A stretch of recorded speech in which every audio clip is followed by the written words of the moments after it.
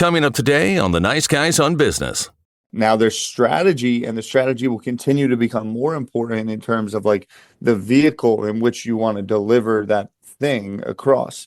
Now that could be, again, podcasting. There's a lot of different ways to be successful with podcasting, whether that's having your SEO type for search, whether that's doing social clips in and around that, whether that's a good intro and hook to let people know what they're about to listen to. All of these things, which help. Short form, I could talk about for 30 minutes, different strategies. Right now, carousels of music, like all of those things as to what the platforms might show a little bit more of. But if the substance that's filling the pipe is only done because you think someone else is going to like you more because of it, that will fall out quick and you will never get past the thing. All the biggest creators are people that I've talked to that have had the most amount of growth. They're doing it because it's something that they love doing, and then they decided they're going to show the world about it.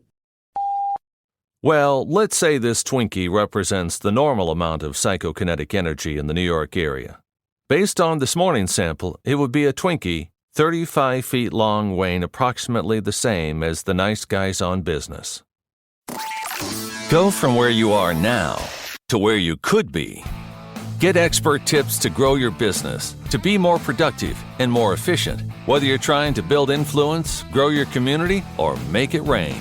Best-selling author of Nice Guys Finish First, Doug Sandler, can lead the way.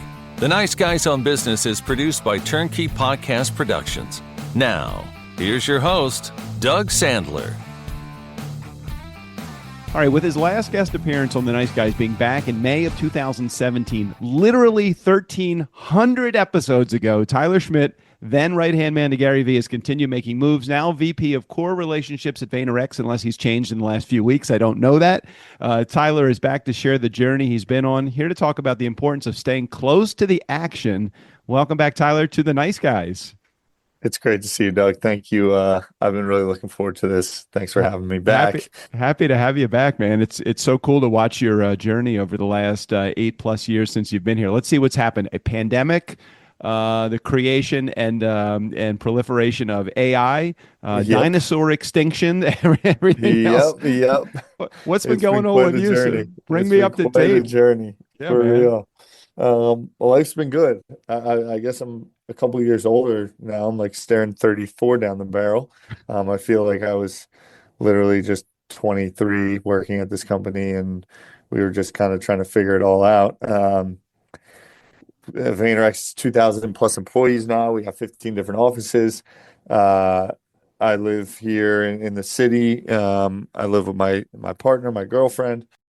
Family's getting older. Life's moving forward. We just got back from Super Bowl weekend in New Orleans. I saw that on your socials. At that time, Patrick Mahomes was probably like maybe a first-year quarterback. He's like, getting ready to get into the Hall of Fame. But no, all is good. AI was definitely a thing I was thinking about as I'm like, I wonder what we're going to talk about and what's been going on in life. It's like I've had a fun week. In tune with myself in a lot of ways. And right, like you said, it just continues to feel like the closer you are to the doing and the learning, the more advantage you have. And I feel like I've learned that a lot over my kind of journey of 11 years here working at this company as it continues to grow and expand. And you look left, you look right, you look at people doing different things. You think you understand what happiness or success might look like, growth and all of those things. And I always am just most excited when I feel like I am really actively with my hands on the thing that is either making impact or learning. And right now it's like I feel like I'm in a state of almost when I first started at Vayner, which was 2013, and I was so into what was going on with tech, Apple, the iPhone. I first got my iPhone, I think, in 2010, I think that was. So I think the App Store came out around 2011, 2012. And I was just in it, reading a lot, understanding, downloading the new apps as they came out, playing with them. That was early Vayner, really having an understanding. And then social. putting brands on social for the first time, Daily V, all of those things. And now, as it just keeps getting crazier and crazier and crazier, crypto, AI, just the internet keeps rearing its head. I'm back in a place of like, okay, if I don't spend an hour a day trying to use these tools to Yeah. further whatever I'm trying to accomplish, I feel like I'll get left behind. And it's been really cool and really fun to feel like a Well, kid because it's really fulfilling. I think about the different perspectives. I'm 60, and I think about the different perspectives that I have had through the various parts of my life. Whether it's my kids are about the same age as you. My son is 27. My daughter is 31, and I think about the different parts of your life that you go through. What you were going through at early 20s is a whole different world than what you're going through in your early 30s. And I know that while it may not seem to somebody that's in their 50s or 60s or even 70s as you're listening to this nice guy community, it may not seem like there is a lot of growth in someone that skips those 10 through those 10 years in your 20s to 30s. But damn, that is a defining part of your life where you start to understand the importance of doing things like staying around the heat, patience, consistency, persistence, all of those kind of characteristics.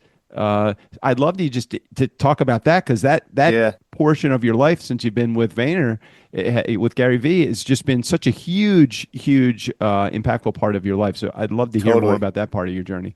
Yeah, it's and it's funny. It's like for some reason it feels like I'm really in a state of it right now, and the word just like kind of came to me, almost like refinement, if you will. Like I think that everything and everyone, whether it's the seasons or not to get all like heady, but like there's kind of growth and expansion and then refinement and whittle down and then kind of like regrow back in a lot of ways. And so much has happened and there was so many fun experiences and travel the world, meet amazing people, work on insanely impactful projects, being along for the ride, just in terms of the awareness of Gary's brand alone. At times we talk about Gary Vaynerchuk human, Gary V the brand, and lifelong friends I've worked with and made, and um, just now coming to a point. 137. I worked it there for 2, 3 years within our ecosystem to help build up Mhm. that brand. Um, just coming to a point where I feel like I'm kind of making decisions, or what I'd say, deciding what not to focus on so that my time can go back to building something up, in terms of a new lesson, a new skill. Like just last night I was making dinner and I was like, I'm really enjoying this. And the amount of times in my 20s that I like actually stopped to cook a meal was few and far between, Yeah. and now I live with my girl and try to take certain nights here and there where we're just us. We watched the Westminster Dog Show and I made tacos and I just like really enjoyed it because I was like, I want to get better to learn how to make How to great be. meals, Yeah. Yeah. and so it's fun. It's cool. I think that again, like you said, it's just about the action. And for a long time, I thought of scaling and delegating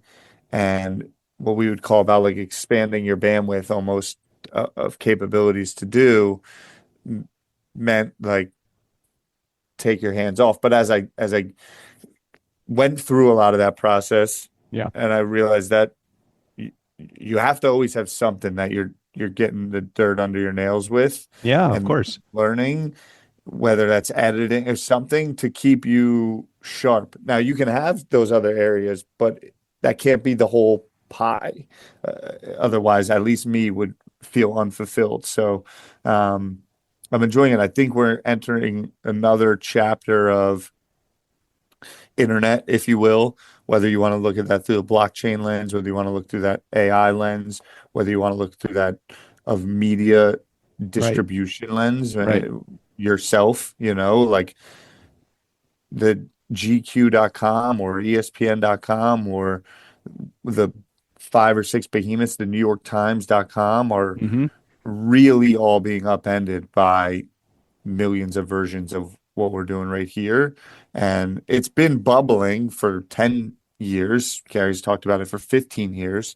But it feels like there's a bit of an inflection point happening. Well, tell me what you're and again, I had no idea where the conversation was going to go, but you brought up a really interesting subject. I didn't think about it. Thank you, by the way, for mentioning me in the same sentence that you mentioned GQ. I love that.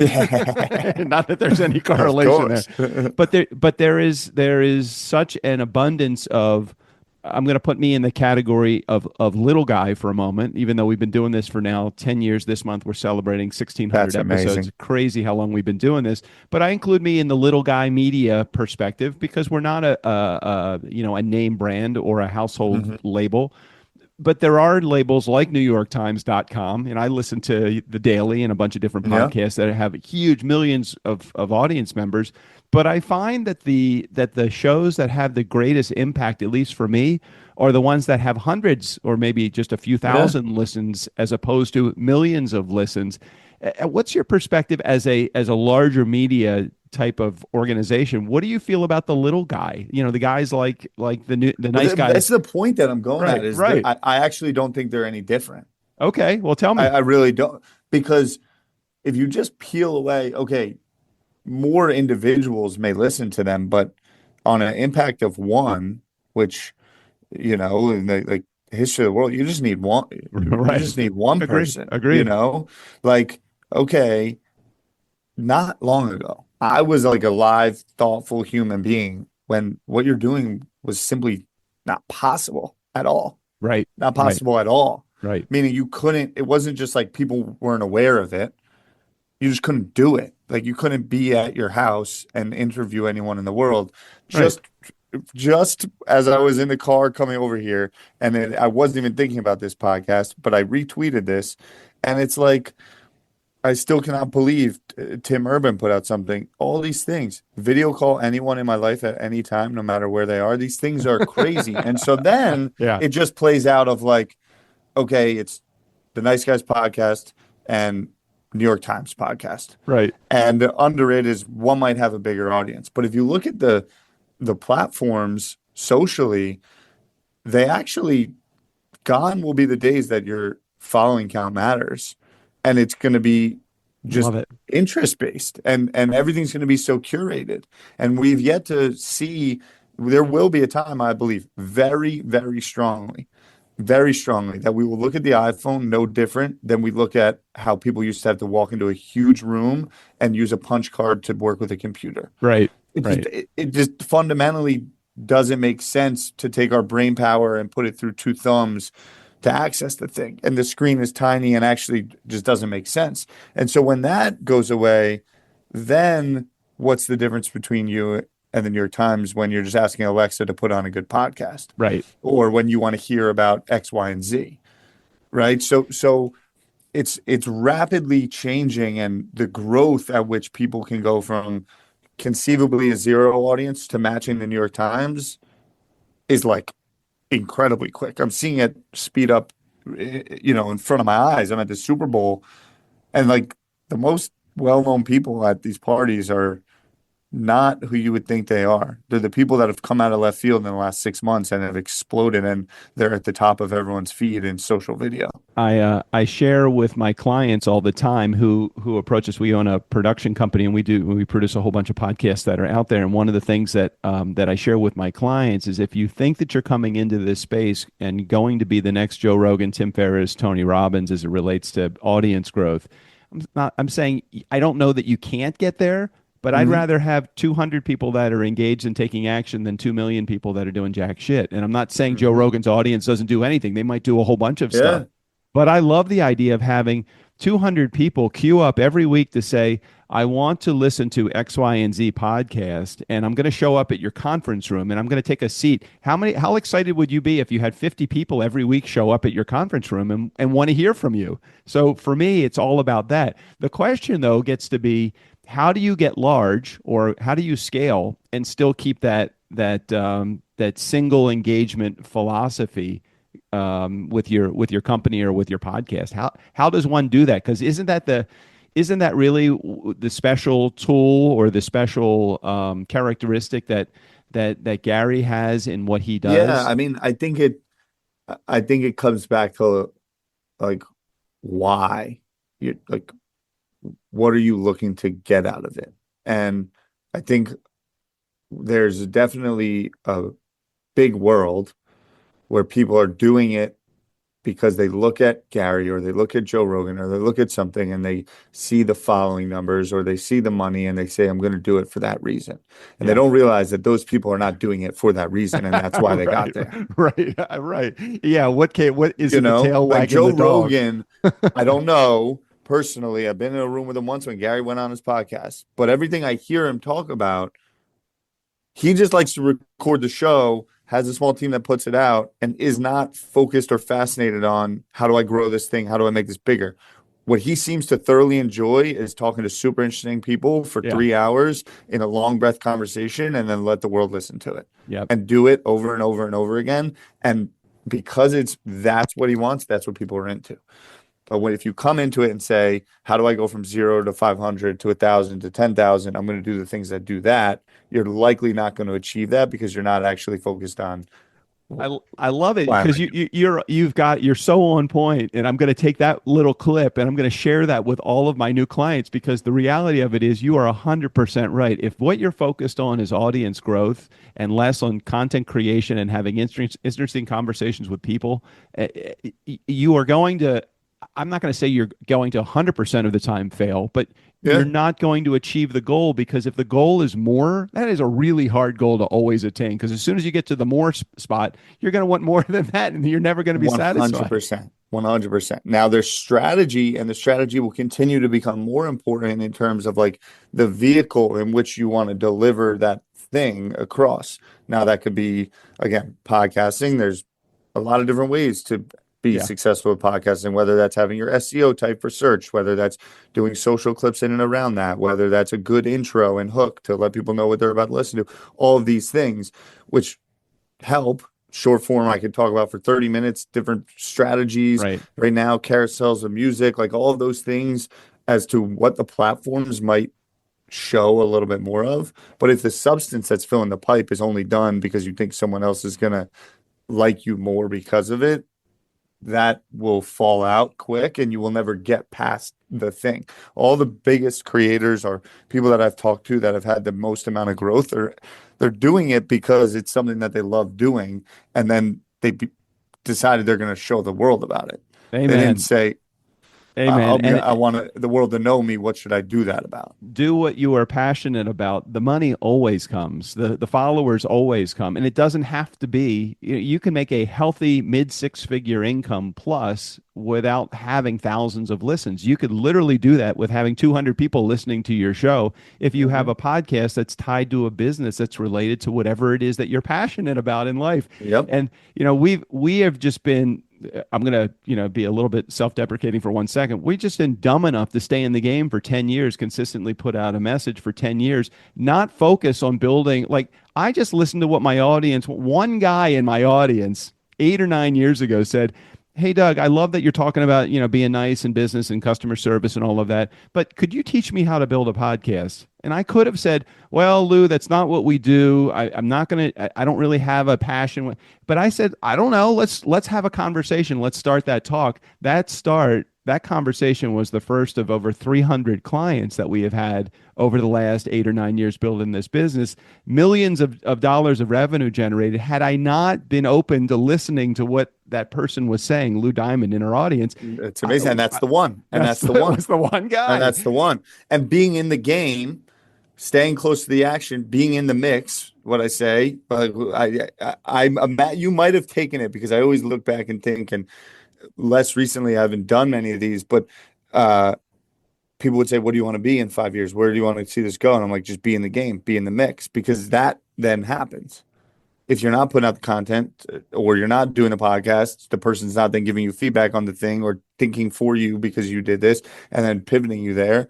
Otherwise, you're just sitting on your fingers saying, maybe I should do a podcast. Well, if you ever get too big not to be in the hunt, then you're not doing something that you're passionate about. If your goal is to get out of what you're doing, then that is not a good opportunity for you. Talk about, go back to those early stages, 2013, 14, when you started with VaynerMedia. Talk about, you were a doer. I mean, that's what you did. You were a runner for Gary, and you did a whole bunch of, you were on the team and you were a team player, and you would go in I remember in the beginning, you were like a one-arm paper hanger doing all the shit that you had to do to get shit done. Yep. But in the position that you're in now, at VP of Core Relationships, you've got to learn how to delegate. So how did you bring yourself to the point where you said, I can't be a doer for everything. I now have to be a delegator, or I've got to delete some of these things. Talk about that for a second. Yeah. I mean, I think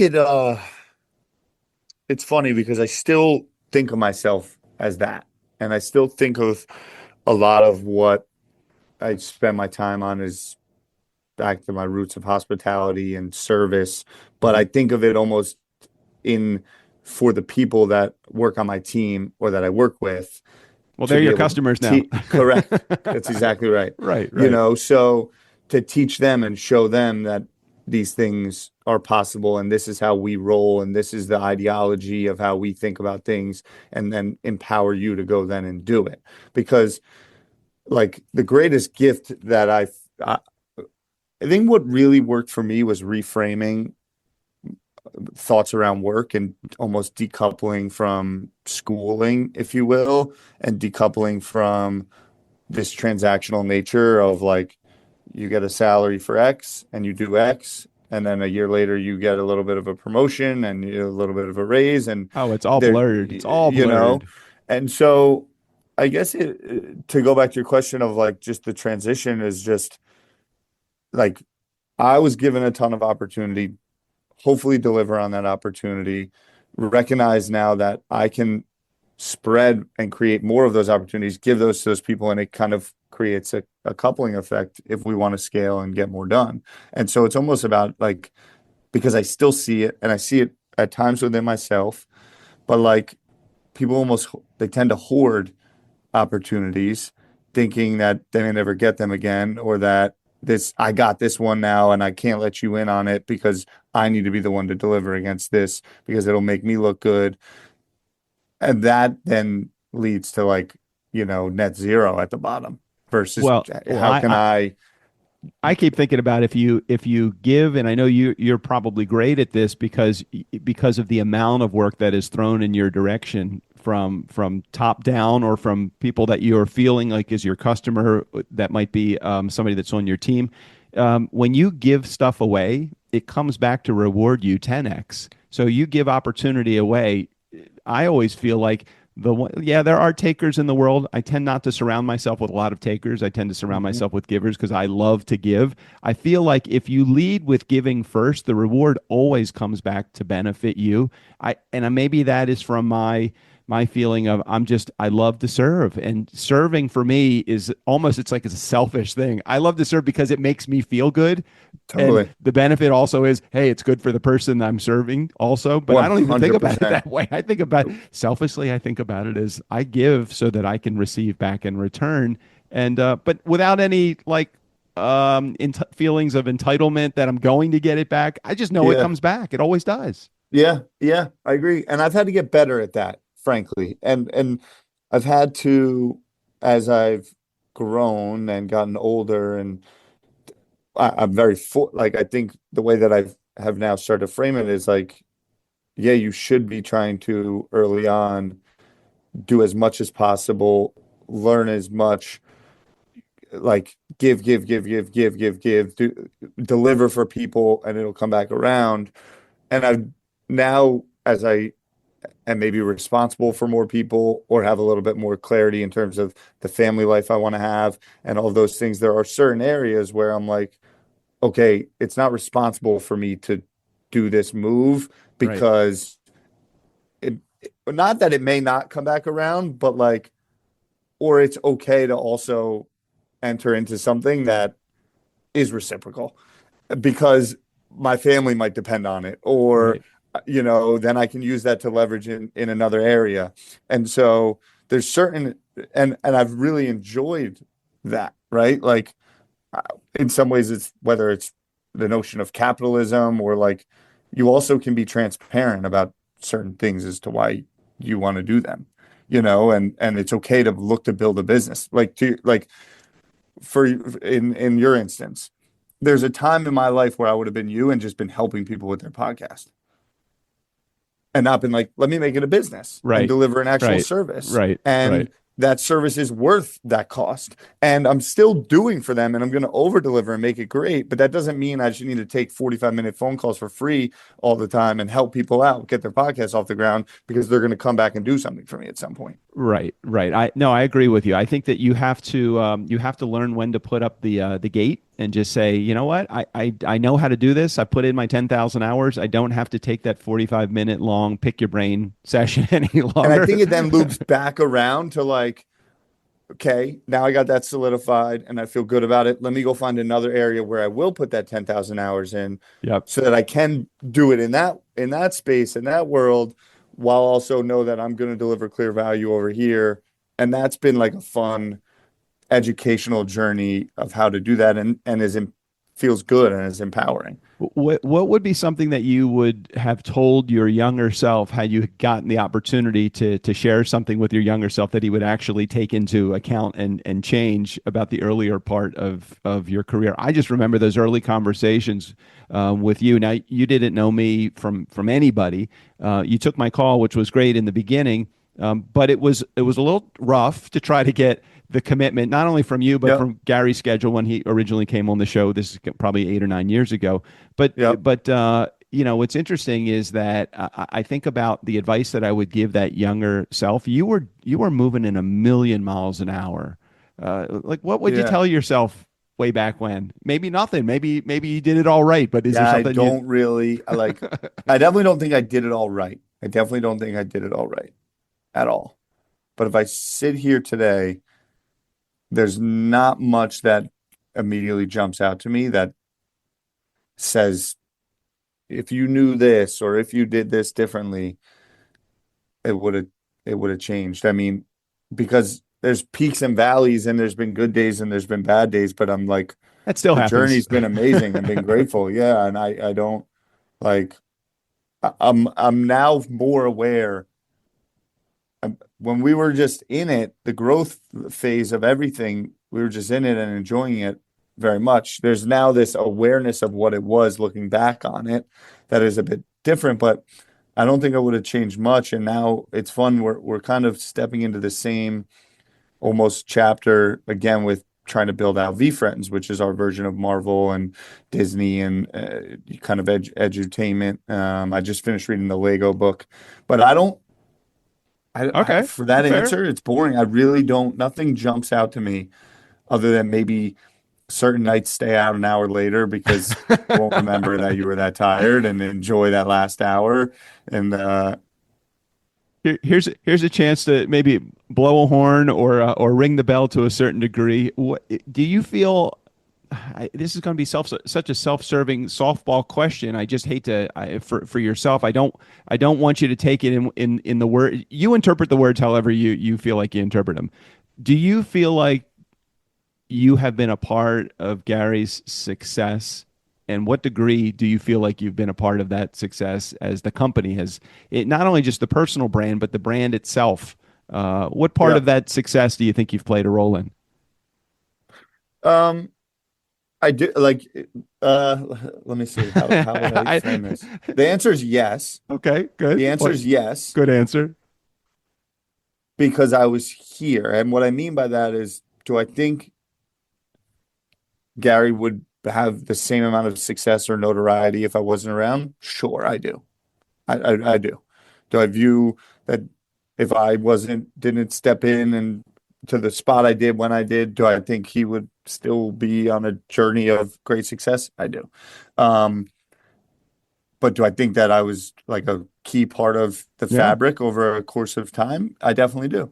And whether that just sits with me and my body and my brain, like that's more than No, enough I for agree with me, you 100%. So Yeah. like I definitely myself, I talk about Andy Kranak and D-Rock and myself a lot I also don't think I would have been able to do what I did without them Mm-hmm. as much, even with obviously Gary's mentorship, guidance, and leadership. But like the three of us, the friendship that we had, the way that we were able to be there for each other in some tough times and moments was really cool. And we'll always have that together. But sure, I do. Because if I don't, then it's like, and there's probably days where I would have answered and said no. And I think looking back on that, I'm like, that is not the person I wanted to be. Right. No, that's good. Because That's that's good. kind of small energy, and that's kind of like, if no one else is going to say it for you, why the fuck not say it for yourself a little bit, you I uh, know? I think about the importance of having this platform that I've had over the last 10 years of doing this, and how instrumental it's been in shaping, from my 50s to my 60s as a business owner, and as I get into the next phase of my career. And I don't look at it like I'm pedal to the metal until retirement. I don't want to be pedal to the metal. I was pedal to the metal from 21 until 50, and it's like, okay, Mm. I want to coast a little bit more. I want to enjoy what I've been doing. I think about the platform that I've had and these great people that have been sitting in the guest seat. Everything from Grant Cardone, Ariana Huffington. I always use Gary V as, hey, he was on the show. Yep. John C. Maxwell. So many, Marshall Goldsmith. So many big, heavy players, and the idea of getting all of this free coaching as they're sitting in this guest seat. Yeah. What's it like to be able to have access to a superstar, and feel like, okay, this is pretty cool. I'm able to, if I wanted to ask a question that I needed an answer to, you have a resource to be able to go to immediately. Yeah. Is that a confidence builder for you, or is that just you're so used to it now it doesn't For even? sure. It is. It is. It definitely is. It's really neat. It's in some ways, it takes other things to remind me at times that it's not just the norm, What, like a if you swift kick in will. the ass by somebody Or else? just like a friend's parent the other day like texted me and was like, I just listened to this podcast that Gary was on. It was amazing. Like, you're so fortunate that you're able to like learn from him. Reminder, there's the And in bell. some ways, look, I'm 33. I've worked for him for 11 years. Like, he's like an older brother of mine. Right. But I imagine for the most part, most brothers aren't like, oh, how lucky am I that I have that big Right. brother? Right. Right. You know, Right. they're like, this is my life. This is That's my my big brother. brother. Right. He's fucking amazing. It's great, Right. but like we do our thing, All right. So and think so about it for a does second. that make sense? Does that So make sense? Because 100%. it is 100% super cool, and I'm incredibly fortunate, and a lot of my life has been impacted by that. I feel there two figures in my life, my dad and my brother. My brother, they're both passed, but my brother Sorry. was a radio personality in Baltimore, and it was just he was just my brother. Detour Dave. It's just my brother. Yeah. He's the guy that does Yeah. the traffic, name brand. My dad, Dave Sandler, creator of Sandler Sales, huge icon in the world of selling. Again, I think about it only when I'm reminded of it, and it's so great to be reminded of it, because then I think, man, I've had these influences in my life that have had a huge impact for me in defining who I am and how I answer questions and how I built my business. But I don't think about, like, when I'm making a decision, do my wheels think Dave Sandler? Do my wheels think Detour Dave? That's just who I am. They were just Yep. my dad and my brother, just like Gary is Exactly. just your Correct. guy, your guy in Correct. your corner. And it's like such a core fabric of who I am and what I'm up to. And him and I talk all very, very, very often. But I'm kind of not like, how fortunate am I that I get to be able to go to him and ask him this question, because he, more than anyone else, it's like, that's my life. And, So, and it's great. And so for sure, it's super cool. But I also, it's fun to think back on, and again, like just reflecting on myself at times, um, the things in my life that led me to, in 2013, taking the job, recognizing it as something different and special, recognizing him as something different and special, hitching to that wagon and not letting go for this amount of time. also came from other places, Right. you know, Right. which is also super cool. So there's a lot of that to it, but hell yeah. I mean, just last night we were hanging out in the office till 7:30, 7:45, and I'm like, how lucky am I? This is sick. Well, it's funny you say that hanging out till 7:30, 7:45. I was probably getting close to bedtime for me out here. I think about what have I done in the last 10 years or 15 years to create some balance in my life, putting some me time on my schedule, getting back into the gym regularly over the last 8 or 9 years, going Nice. hiking, moving to California from the East Coast, definite life changer for me, just a whole different environment. What's the stuff that you do, even as a early mid 30s guy, that creates balance? Because for you, you probably could stay out late, party all you want, work until Hmm. whatever time you want, get zero sleep and still be able to do your job as effectively Yeah. the next day. I don't know that I could do that anymore. So what is Yeah. it that creates that balance in your life? I'm in a pretty serious and committed relationship, which has been super cool and super fun over the last kind of 18 months or so. And that's been a lot of new learnings. I never really had that previously. That's challenged me in a lot of fun ways. The two of us are very into, she's a skier, I'm a snowboarder. We'll actually go up to Vermont this weekend again. I think I've done maybe 15 days on the mountain so far this year. And an area where I think we will continue to spend a lot of time. The outdoors is an area like I Yeah. love camping. My dreams are to have a bit of my own farming ecosystem with chickens and agriculture and all that. I like there's parts of Martha Stewart where I'm like that. I need to Not the live like jail part, that. not the jail Yeah, part. not the jail part. Although that may be a unique experience. She had it, well, whatever. She had the good side of it comparatively. But I meditate. I meditate fairly often. I definitely try my hand at getting in the gym a couple times a week. Anything competitive is Mhm. always an outlet for Well, me, whether you're that's a sporting guy, basketball. aren't you? I mean, you have Yeah. two guys that you were doing a YouTube channel. I don't know if you're still doing it, but you were doing it for Yeah, a we're while and doing talking card sports. talk. Yep, Yeah. talking sports and sports cards. I'm actually working on revamping that and getting that going. Even just coming on here, I've in the last month I've recorded 4 podcast episodes in person at my apartment with people, and now I'm just like working through the motions and getting my fingers dirty of getting it out, getting it live, which I'm excited about. So those are different.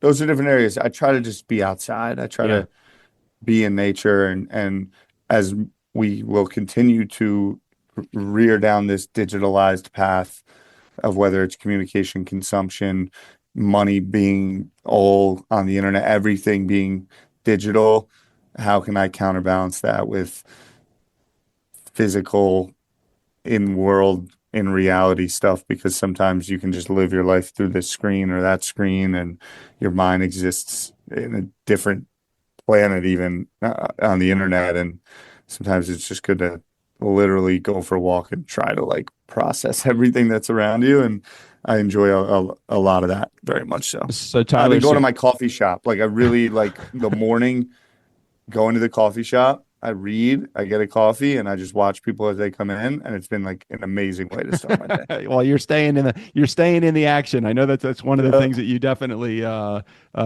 aspired to or has set it as a goal, whether it's a 2025 goal or it's something that you've had over the last few years.